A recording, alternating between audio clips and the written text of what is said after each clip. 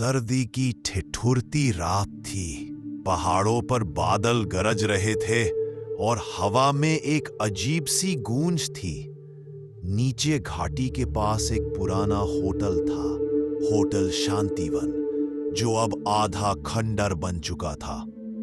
लोग कहते थे कि होटल का कमरा नंबर 309 ऐसा है जहां कोई एक रात भी नहीं टिक पाया।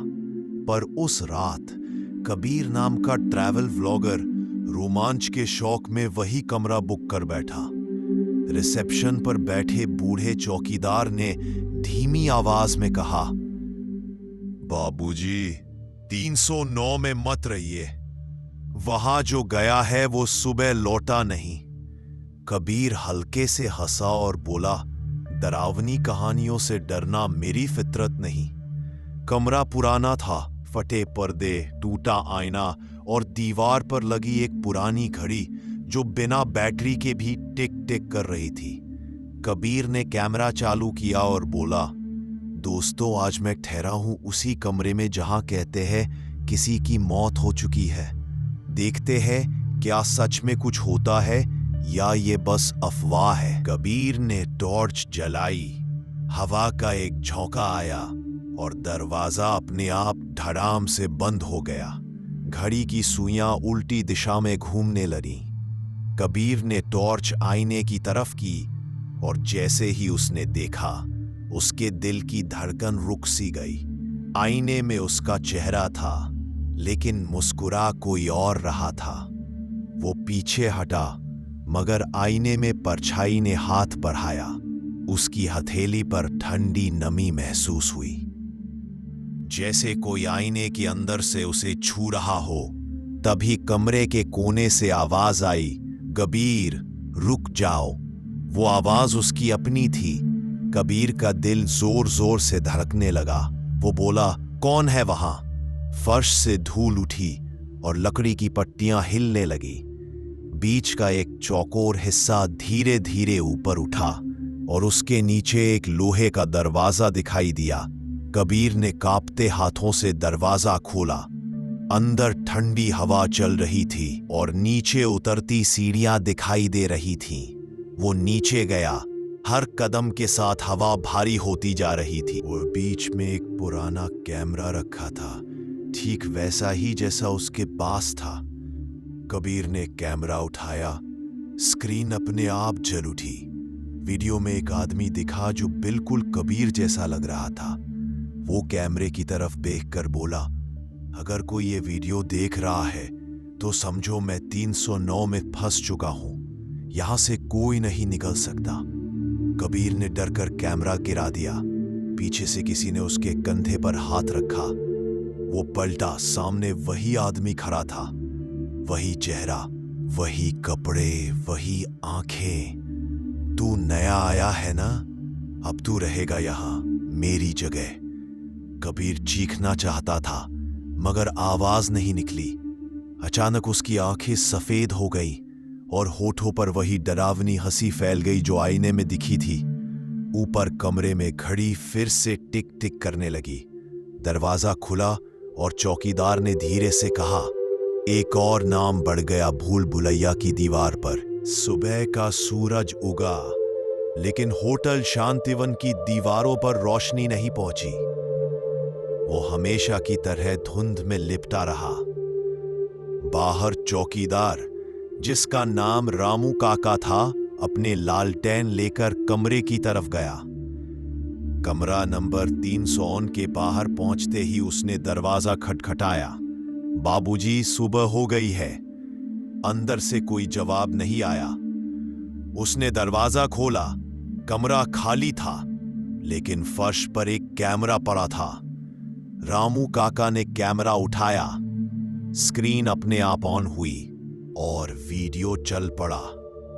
कबीर का चेहरा दिखा, पर आंखें सफेद, होठों पर एक ठंडी हंसी और पीछे से एक धीमी आवाज, अब ये कमरा मेरा है। रामू काका ने डरकर कैमरा फेंक दिया। अचानक कमरे की घड़ी फिर चलने लगी और दरवाजा अपने आप बंद हो गया। वो भागा, रिसेप्शन तक गया और देखा 2 नए मेहमान चेक इन कर रहे थे। एक जोड़ा, रोहन और अवनी, शहर से आए थे, लेकिन रिसेप्शन पर रखी कंप्यूटर स्क्रीन पर अपने आप रूम 309 अवेलेबल लिखा उभरा। और जैसे किसी ने अदृश्य हाथ से क्लिक किया, बुकिंग कंफर्म हो गई। रोहन मुस्कुराया, वाह, नंबर भी अच्छा है, 309 लकी लगता है। रामू काका कुछ कहने ही वाला था कि बिजली झपकी और एक ठंडी हवा चली। कमरे में पहुंचकर अवनी ने कहा, काफी पुराना है लेकिन रोमांचक भी। रोहन ने कैमरा निकाला, चलो एक मजेदार व्लॉग बनाते हैं। जैसे ही उसने रिकॉर्डिंग शुरू की, कैमरे की स्क्रीन पर कबीर का चेहरा झिलमिलाया, बस एक पल को, मगर वह मुस्कुराया। अवनी ने देखा और बोली, तुमने देखा वो? रोहन हंसकर बोला, शायद कैमरे का ग्लिच है। पर कमरे की घड़ी फिर से उल्टी दिशा में चलने लगी। आईने में किसी ने उंगलियों से लिखा, वेलकम कबीर। दोनों सन्न रह गए। अवनी डर के मारे दरवाजे की ओर भागी, लेकिन दरवाजा बंद था। अचानक कमरे के बीच में वही लोहे का दरवाजा खुला जो फर्श के नीचे था। रोहन ने टॉर्च उठाई और नीचे झांका। अंधकार के बीच एक कैमरा चमक रहा था। उसके पीछे परछाई खड़ी थी। वही चेहरा, वही हंसी, वही आंखें। कबीर। वो धीरे धीरे बोला, मुझे अकेलापन अच्छा नहीं लगता, अब तुम मेरे साथ रहोगे। अवनी की चीख होटल में गूंज उठी। बिजली चली गई। होटल के सारे कमरे अपने आप बंद हो गए। रिसेप्शन पर बैठे रामू काका के सामने स्क्रीन पर नया मैसेज उभरा, 2 more guests checked in permanently। Ramu काका कांपते हुए बोला, हे भगवान, फिर 2 जाने। अगले दिन जब कोई और मुसाफिर होटल के पास से गुजरा तो उसने देखा कि होटल की दीवार पर एक पुरानी तस्वीर टंगी है। उस तस्वीर में 3 लोग थे, कबीर, रोहन और अवनी। तीनों मुस्कुरा रहे थे, पर उनकी आंखें बिल्कुल सफेद थीं और तस्वीर के नीचे लिखा, 3 दिन बीत चुके थे। होटल शांतिवन फिर से वैसा ही लग रहा था। बाहर से शांत, अंदर से सन्नाटा। लेकिन अब उसकी दीवारें पहले से ज्यादा भारी और सांस लेती हुई लग रही थी। उस दिन एक नई जीप होटल के सामने आकर रुकी। उसमें से उतरा आयुष, जो एक मशहूर पैरानॉर्मल इन्वेस्टिगेटर था। उसे लोगों की गुमशुदगी की खबर मिली थी। 3 नाम बार बार सामने आ रहे थे, कबीर, रोहन और अवनी। रामू पाका ने उसे देखा और बोला, बाबूजी, अब आप भी मत जाइए उस कमरे में। जो गया वो लौटा नहीं। आयुष ने ठंडी मुस्कान के साथ कहा, मुझे लौटा नहीं, बस सच निकालना है। वो 312 के दरवाजे के सामने पहुंचा। दरवाजा अपने आप खुल गया, जैसे कोई अंदर आने का इंतजार कर रहा हो। अंदर सब कुछ वैसा ही था। पुराना आईना, टूटी खिड़की और वो घड़ी जो बिना बैटरी के टिक टिक कर रही थी। आयुष ने कैमरा चालू किया, स्पिरिट बॉक्स निकाली और धीरे से कहा, अगर कोई यहां है तो कोई नहीं। आयुष के माथे पर पसीना आ गया। अचानक फर्श कांपने लगी और नीचे का लोहे का दरवाजा खुद खुल गया। वो नीचे उतरा। वही तहखाना, वही नामों से भरी दीवारें, मगर अब दीवार पर नामों के साथ चेहरे भी उभर आए थे। कबीर, रोहन, अवनी, तीनों के चेहरे दीवार में गड़े हुए थे और उनकी आंखें धीरे धीरे खुल रही थी। आयुष कांपते हुए बोला, तुम लोग यहां फंसे कैसे? कबीर की आवाज आई, होटल कोई जगह नहीं है, ये खुद एक आत्मा है। हर मेहमान की रूह इसमें समा जाती है और हम सब अब इसका हिस्सा है। आयुष ने भागने की कोशिश की पर दरवाजा बंद हो गया। दीवारों से ठंडी हवा निकली और होटल की दीवारों में से दिल की धड़कन जैसी आवाजें आने लगी। फर्श फट गया और उसमें से काले धुएं की लहर उठी जो इंसानी आकृतियां बनाती जा रही थी। उनमें सबसे आगे थी एक महिला की आत्मा, लंबे बाल, बिना चेहरा और आवाज में खालिस ठंडापन। आयुष के माथे पर पसीना आ गया। अचानक फर्श कांपने लगी और नीचे का लोहे का दरवाजा खुद खुल गया। वो नीचे उतरा।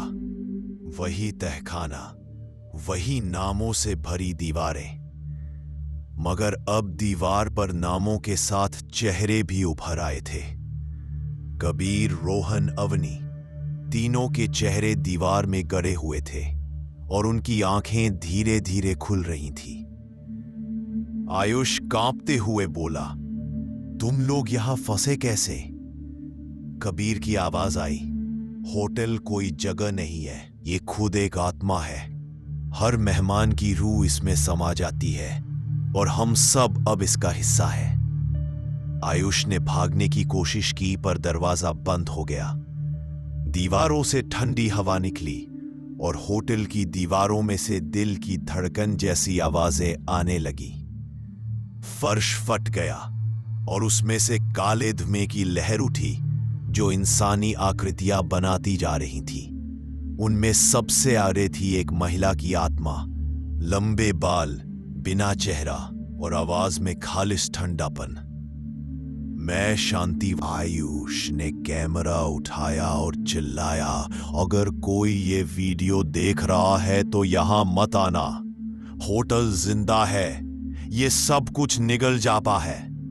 इतना कहते ही धुआं उसके शरीर में समा गया। उसकी आंखें सफेद हो गई और वो धीरे धीरे मुस्कुराने लगा। वही डरावनी हंसी जो हर बार लौट आती थी। ऊपर कमरे में आईने पर खुद ब खुद नया नाम उभरा और दीवारों से कबीर की आवाज गूंजी, अब भूल भुलैया पूरी हो गई है। बाहर होटल के बोर्ड पर अब लिखा था, होटल शांतिवन, नए मेहमानों का स्वागत है। धीरे धीरे हवा में वही हंसी गूंज उठी। पहले 1, फिर 3, फिर 4। कबीर, रोहन, अवनी और अब आयुष की, चारों की। तो दोस्तों, ये थी काली दहरी की कहानी। एक ऐसी कहानी जिसे सुनकर भी रूह कांप जाए। क्या आपने कभी किसी पुरानी दहरी पर बिना सोचे कदम रखा है? हो सकता है आपके घर के बाहर भी कोई काली दहरी हो जो आज तक किसी का इंतजार कर रही हो। अगर कहानी पसंद आई हो तो वीडियो को लाइक करना मत भूलना। अपने डरावने तजुर्बे हमें कमेंट में जरूर बताना। और हाँ, ऐसी ही सहरन भर देने वाली कहानियां सुनते रहने के लिए चैनल को सब्सक्राइब जरूर कर लेना, क्योंकि अगला डर अभी बाकी है।